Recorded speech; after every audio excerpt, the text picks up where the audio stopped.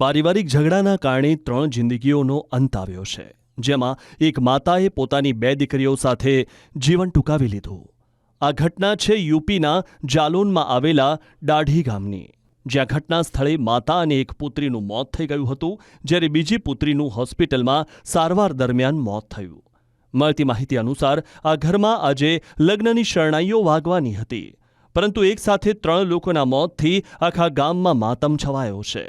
આ સમગ્ર ઘટના અંગે સૌથી પહેલા પાડોશીઓને જાણ થઈ હતી, ત્યારબાદ પોલીસ પહોંચી હતી।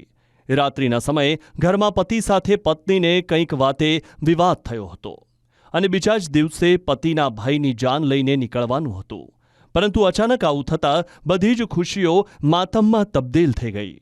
આ તરફ પત્નીના ઘરવાળાઓએ પતિ પર આરોપ લગાવ્યો છે કે તેમણે જ બધાને મારી નાખ્યા છે।